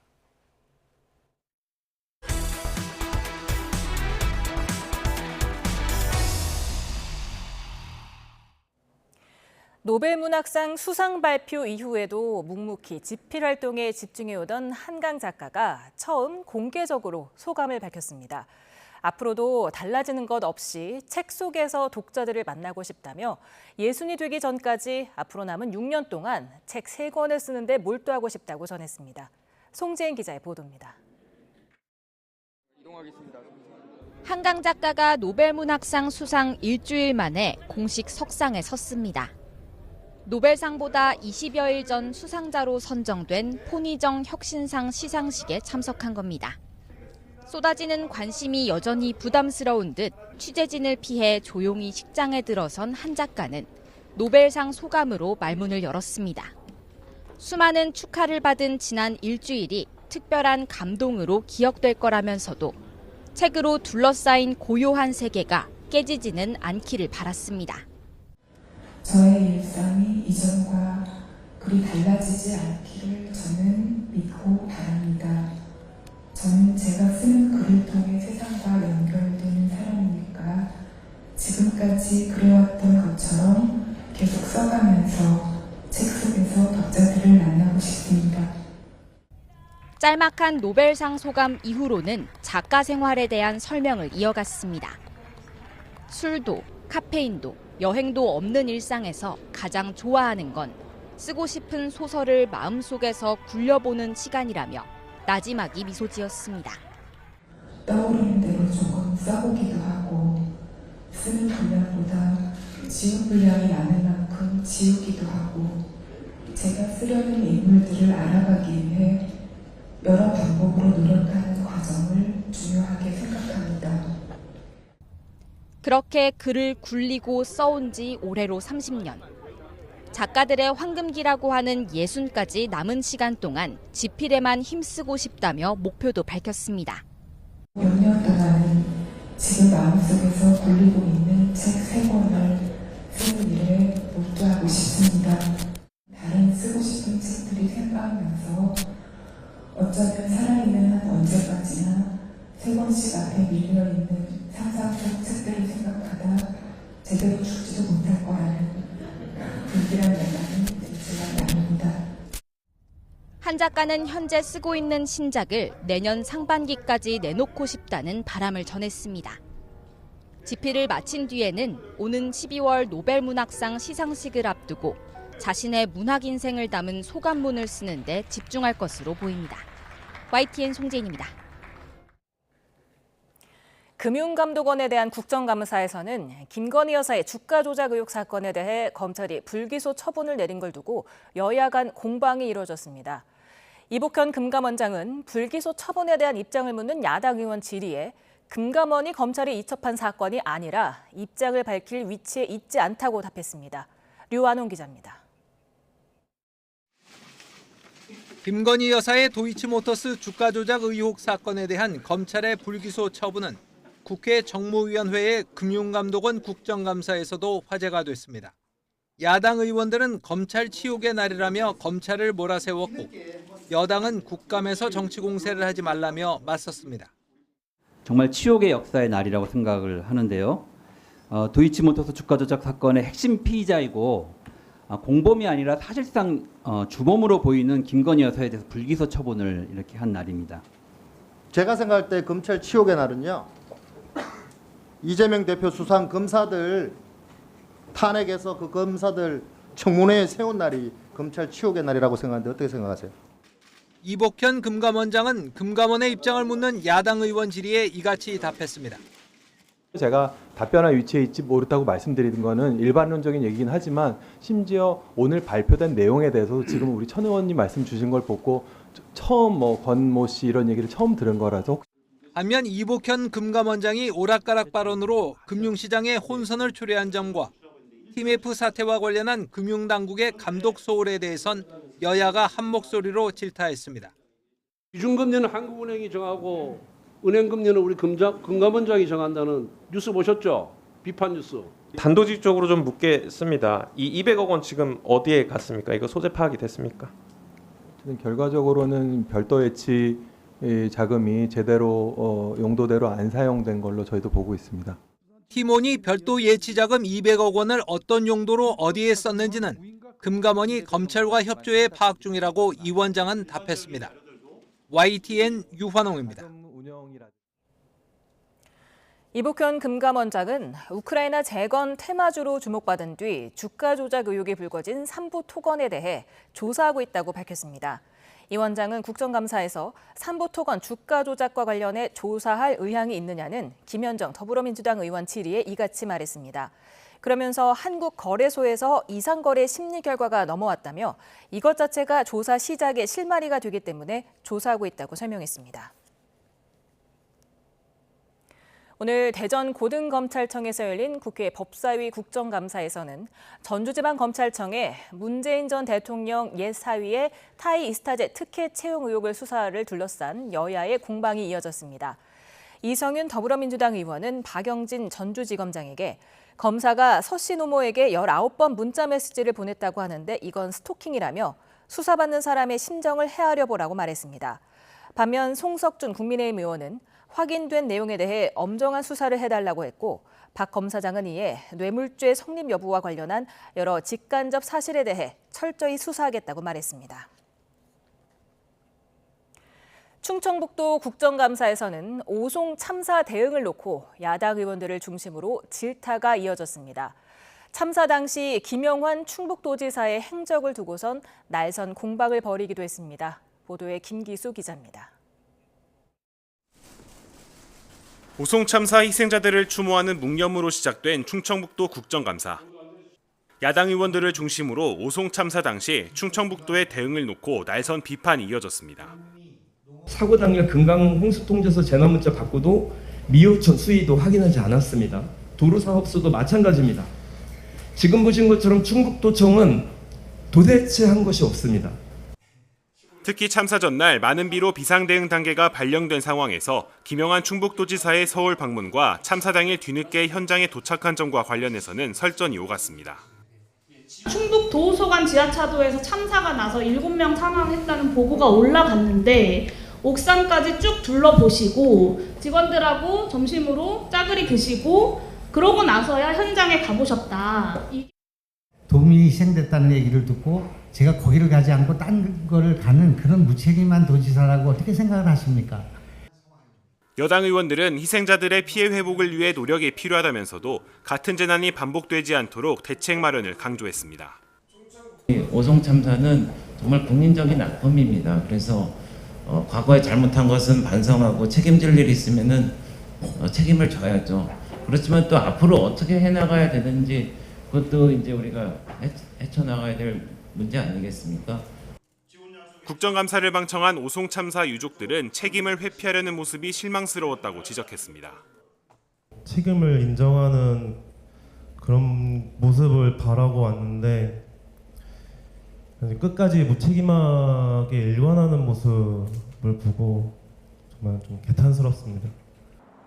국정감사를 마친 의원들은 오송 참사가 발생했던 궁평이 지하차도를 찾아 사고 이후 설치된 안전시설 등을 살펴봤습니다. 오송 지하차도 참사가 논의됐던 충청북도 국정감사는 사고 현장을 둘러보는 것으로 마무리했습니다. YTN 김기수입니다.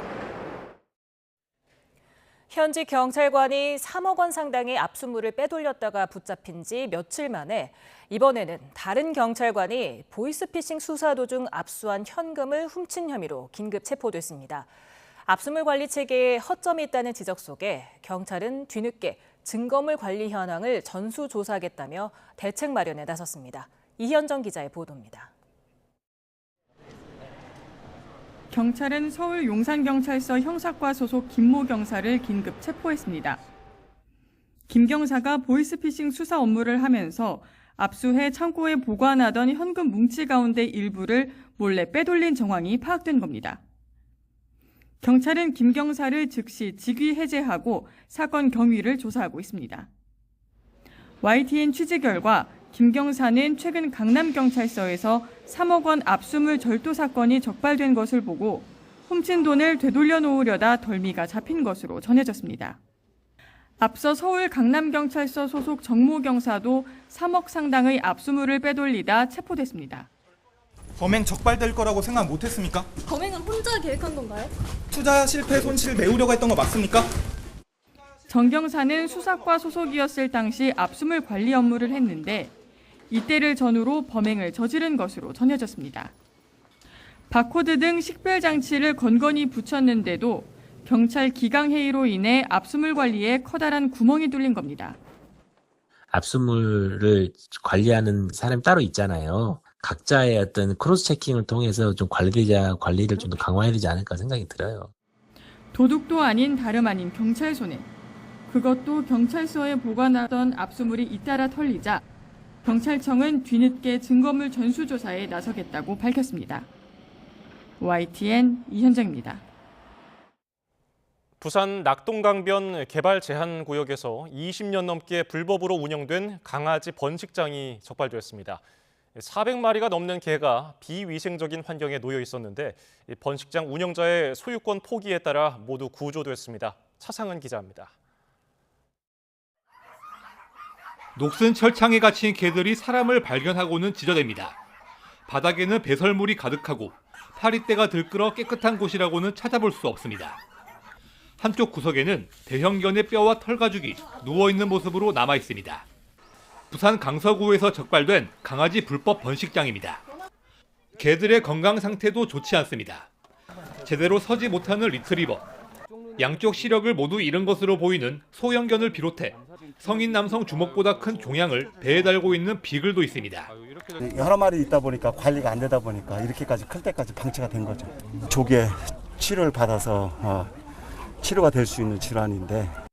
번식장 운영자 A씨의 소유권 포기에 따라 동물보호단체가 구조한 개는 450여 마리.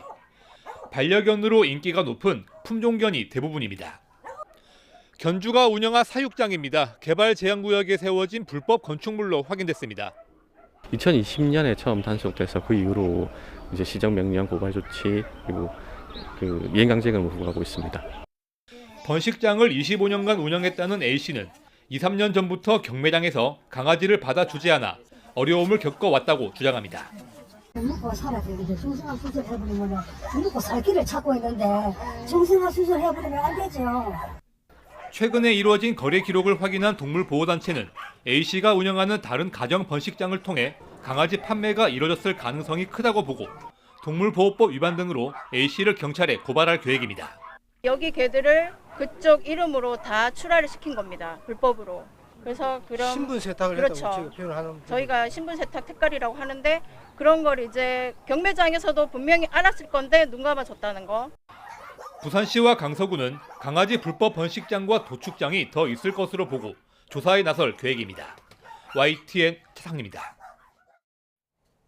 뉴스타파의 김만배 신앙림 인터뷰를 인용 보도해 과징금 1,500만 원을 처분을 받은 MBC가 불복 소송을 제기해 이겼습니다. 서울행정법원은 MBC가 방송통신위원회를 상대로 과징금 처분을 취소하라며 제기한 행정소송 1심에서 원고 승소 판결했습니다.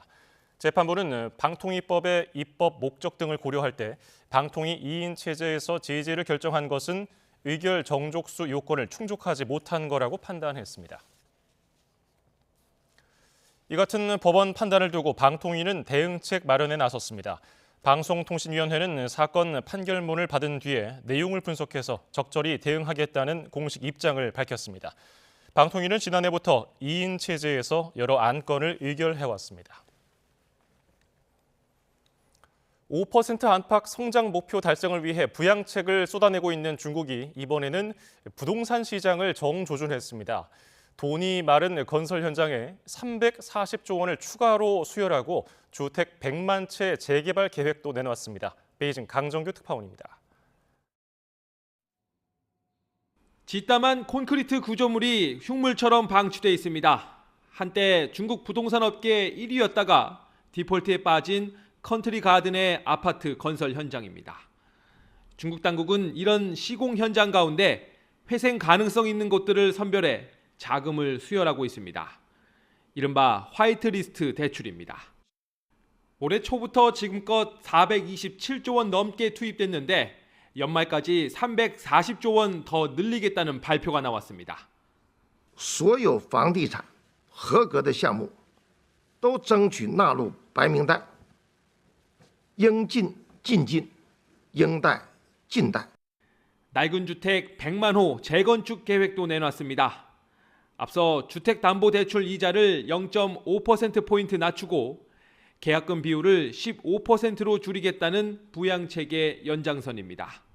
节省利率支出1500亿元，惠及5000万个家庭，1.5亿居民。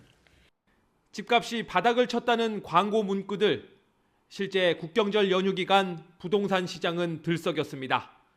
이른바 9.24 대책 발표 이후 30% 안팎 급등한 주식시장의 자금이 부동산으로 흘러들기도 합니다. 因为最近中国股市非常好，然后自己加杠杆赚了一些钱，然后就有足够资金去付一个首付，大概这样。 중국 관영 매체들도 남부 대도시 광저우에서만 집이 10,000채 넘게 팔렸다며 바람을 넣고 있습니다. 베이징에서 YTN 강정규입니다.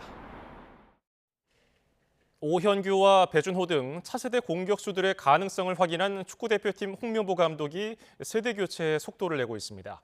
유럽과 중동에서 활약하는 젊은 선수들을 만나려고 출장길에 올랐습니다. 양시창 기자입니다. A매치가 끝난 지 이틀도 지나지 않아 축구대표팀 홍명보 감독이 출장길에 올랐습니다.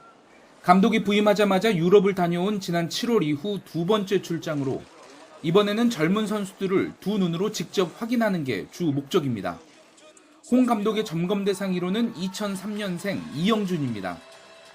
지난해 20세 이하 월드컵 4강 진출의 주역인 이영준은 지난 여름 스위스에 진출한 뒤 소속팀 그라스호퍼의 주전 공격수 자리를 꿰찼습니다. 올 시즌 5경기에 나와 2골에 도움 1개를 몰아치며 순도 높은 결정력을 과시하고 있습니다.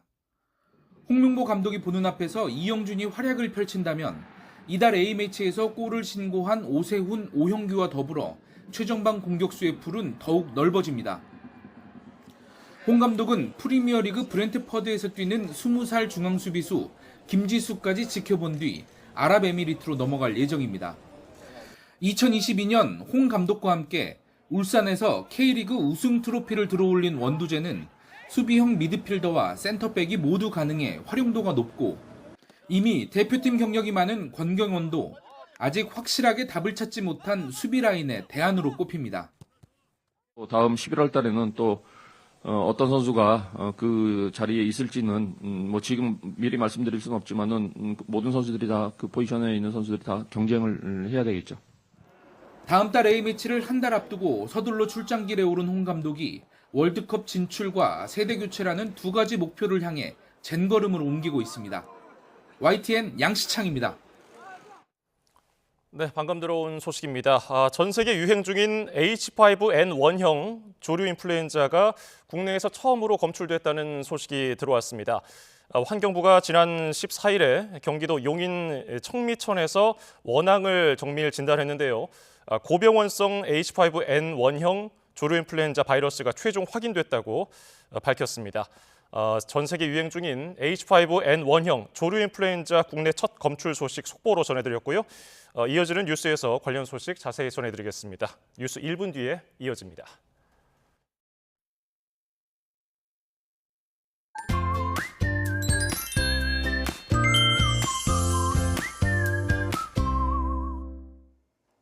요즘 모기 때문에 잠자기 쉽지 않아요. 갑자기 모기가 엄청 늘어났잖아요. 네, 맞습니다. 요즘 날씨가 워낙 좋다 보니까 여름철 폭염으로 자취를 감췄던 모기들이 다시 말썽을 부리고 있죠. 네, 그래서 대비가 필요한데요. 만약 방충망이 없다면 방충망을 설치하고 구멍이 뚫린 방충망은 보수를 하는 것이 중요합니다. 그리고 집 앞밖에 고여있는 물을 제거해야 모기가 부화하는 걸 줄일 수 있고요.